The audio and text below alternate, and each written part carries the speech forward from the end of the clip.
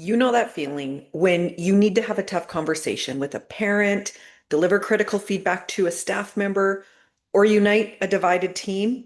That knot in your stomach that says, like, I'm a great educator, but am I communicating this the right way? I've been there. Year after year, I would write the same thing into my growth plan slightly differently. So, have you ever written a goal that said you wanted stronger connections, you wanted to work on conflict resolution, you wanted to improve your skills working with difficult people? It's the same struggle using different words.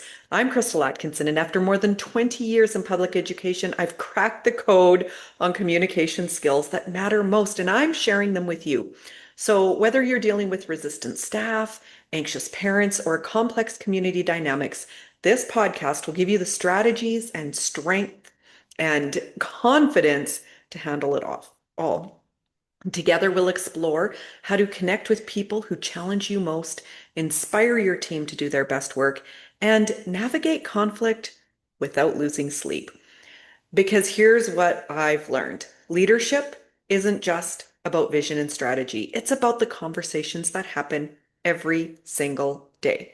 And those conversations, they can be taught, practiced, and mastered. Welcome to Vibrant Leadership for Educational Leaders.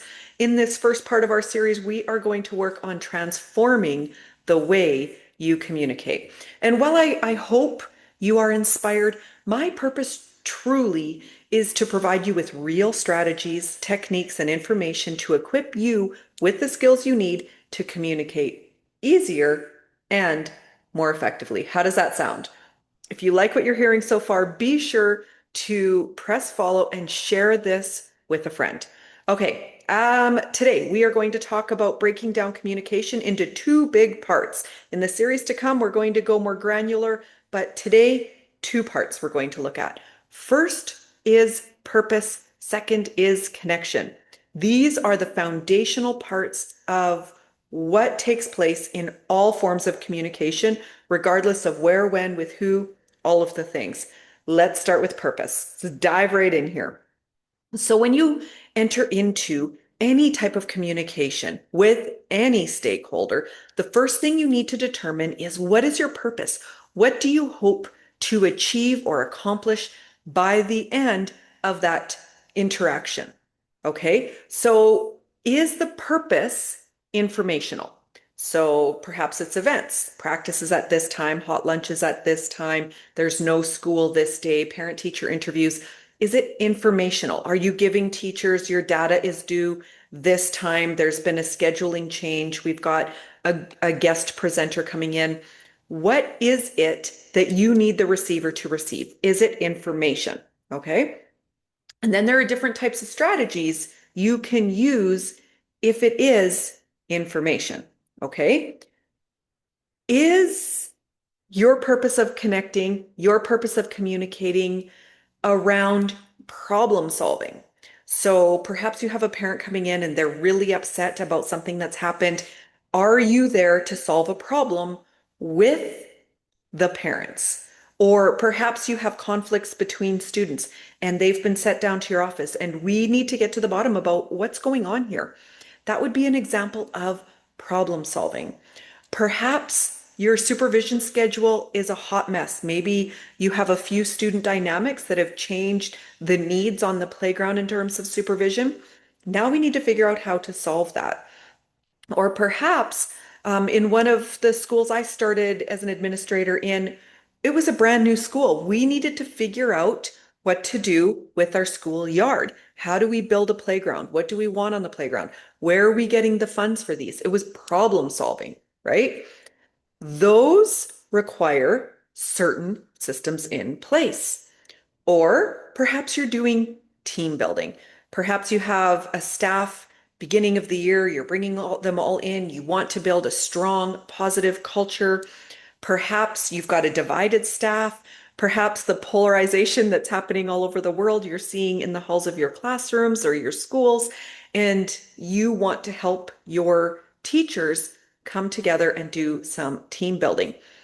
Each one of these are going to require a different method. So I just ask you to pause for a moment and consider one challenge or one obstacle that you currently have in your school that you need to address. Why is that challenge there? And then how are we going to proceed with the communication piece? So, is it something where you were lacking information? Was a ball dropped? Do you need to problem solve? Are you team building? Is it something else altogether? Once you have that in your mind, then you're going to go through and make sure that the method you choose supports that purpose. No different than as a teacher when you're selecting your assessments. If your outcome is to create, fill in the blank, your assessment is going to need to have a creation. Your assessment is not going to be, we're going to fill in the blanks, because that's not creating. So, as an administrator or school leader, whatever your role is, first consider the purpose. What do you want out? Now, if your purpose is information, the first thing you need to ensure you do is to be concise and to be clear. Concise and clear. It doesn't matter if this is a face-to-face conversation or if this is digital, if this is over the announcements. You know, I have walked into more schools as an instructional coach. I left school administration to become an instructional coach. And it was so interesting. I would be in a teacher's classroom, and then all of a sudden somebody would pick up the announcements or the PR system, and a teacher would roll her eyes. Oh boy, they're going to be there for a while. Like, come on. Come on. If you have an information, Mrs. Smith, we need you on supervision in the east side of the playground. Be concise. You don't need to make a story out of it. Same as when you're sending emails and newsletters. Now, some people love language. They love to type. I can be one of those people. What I learned when I entered into school administration is you need clear, concise, succinct. If it's information, bullet form it. We don't need a whole story to go with it. If your math data is due on October 17th, that's what you need, okay? You may have a link to how to perform the assessments, where to put your data, all of that, but that can be hyperlinked. It should not be a full paragraph. So information needs to be short. Emails need to be short. If you're going to write pages and pages, they've tuned out. Teachers are busy, okay? They're usually reading this as they're grabbing a quick bite to eat in between language and math or one class and another. So we need to be respectful of our teachers and be clear, concise, succinct with our emails. Same as newsletters.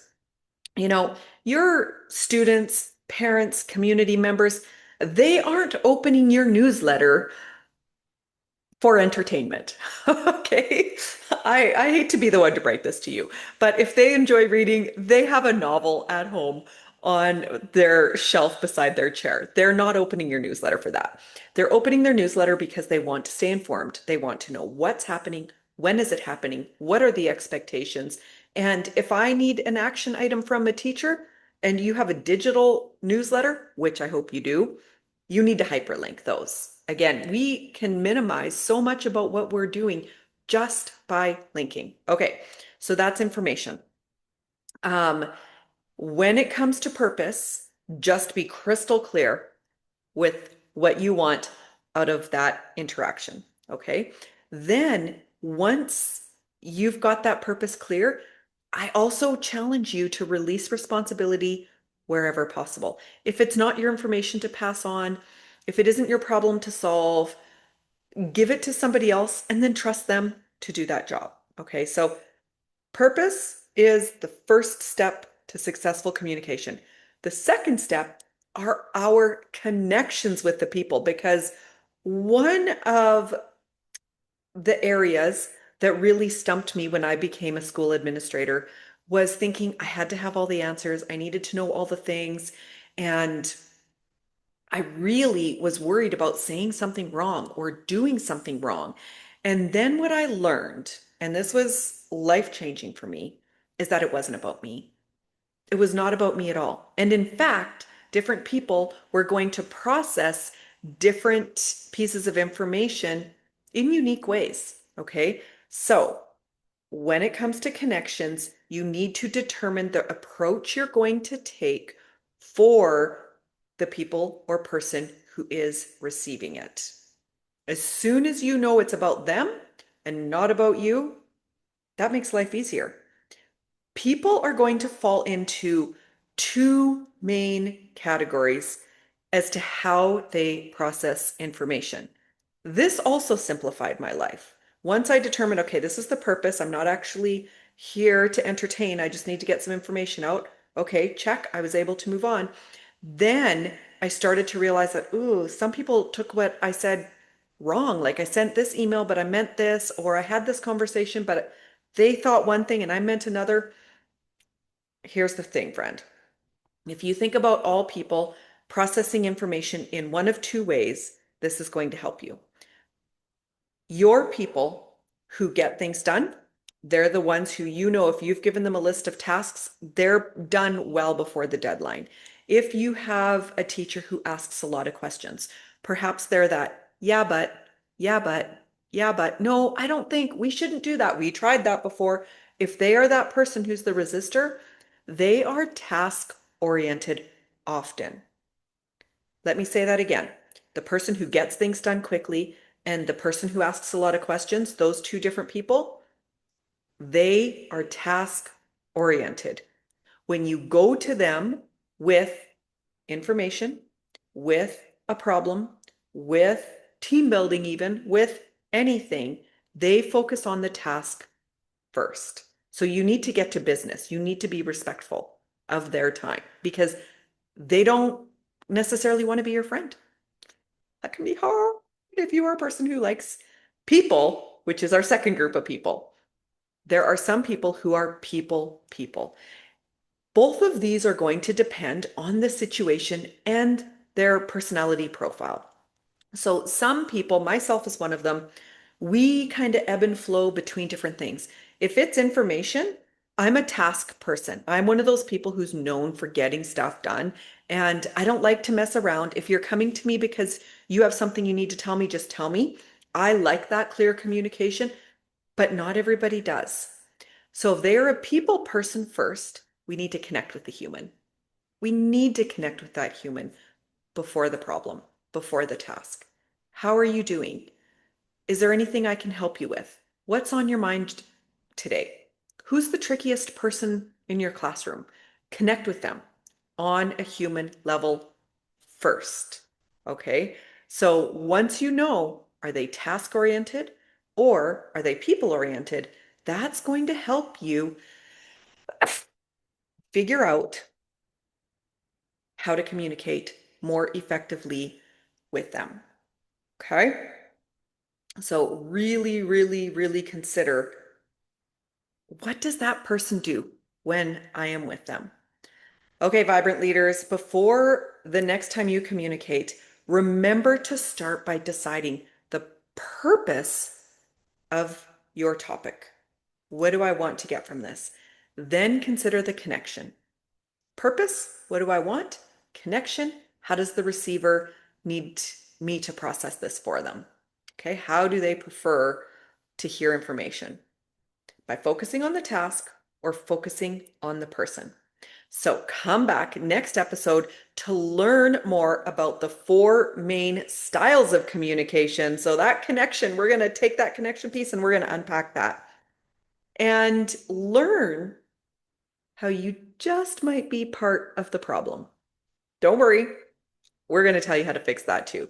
We're going to demystify why you communicate really well with some people and others just, there's resistance. Okay. We're going to break that down and give you a game plan so that every single person you connect with, you will have a clear strategy on how to move that conversation forward positively and productively. Be sure to follow this podcast, Vibrant Leadership. If you haven't already, leave a review. I would be so grateful. That helps your service provider know that, hey, there was some good stuff in here. Perhaps some other leaders in education also want to hear it. And then go ahead and share the link of this show with your friends or to your stories on social and tag me with that. I would love to hear what your takeaways are from today. So, again, next episode is all about unpacking how to figure out your and others' default mode. Are you task? Are you people? How do you communicate? We will meet you there. Go make today amazing, friends. Your work makes a difference in the world.